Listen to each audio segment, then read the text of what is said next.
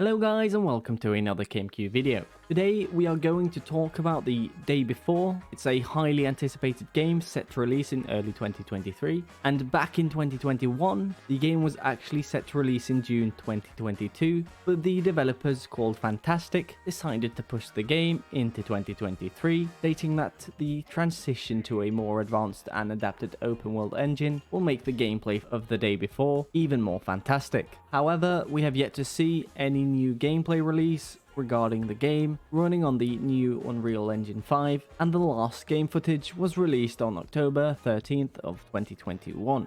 There are also speculations coming from other sources and individuals on that the game won't be what the game footage has already showed us, and I personally would like to reserve my opinion on this topic and rather wait until 2023 is upon me. But what is The Day Before? That's the question that I'm going to answer in this video. The Day Before is a big open world survival MMO set in a deadly post-pandemic America, overrun by flesh-hungry infected zombies and survivors killing each other for food, weapons and cars. And based on the trailers you're seeing in this video, the game is a mix between other games known as The Division and Last of Us, and even some form of DayZ. The third-person camera angle is perfectly aligned with the style that the Division game is currently using, and the shooting style and reticle is very similar to The Last of Us. It also seems like the game will be seeing a colony hub-like base similar to games such as Destiny 2 and the Monster Hunter, and in these bases players can interact with each other, go in groups and tackle quests together. According to the developers, they have been focusing more on the sound design instead of cluttering the player's screen with HUD information, which could just lead to a much more immersive experience when exploring the world of The Day Before.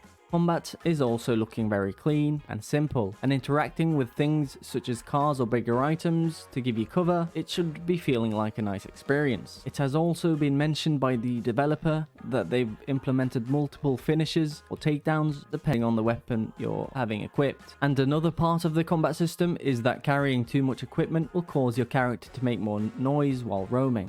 You could just meet up with other players in the world, however it's up to you how you want to tackle that situation, either by gunning them down, befriending them, or even just simply going the easy way to ignore them. And yes, there will be an in-game voice communication, or also called comms. Now let's talk a little bit about driving. Driving is more of a liability than a way to skip through sections of the world. Based on another mention by the developer, driving through off-road terrain filled with things such as mud, your vehicle could catch some trouble if it's not equipped with the right power to plow through the mud, and your vehicle may get stuck. This is just one of multiple things that can happen throughout your character's journey. There are also going to be implemented some more key features, such as no loading screens, which means that there will not be any other loading screens while roaming the map other than the standard loading screen to load into the game. There's also going to be customizable weapons, similar to how you can mix and match weapon attachments in other shooter games. There is also going to be an option to customize your weapons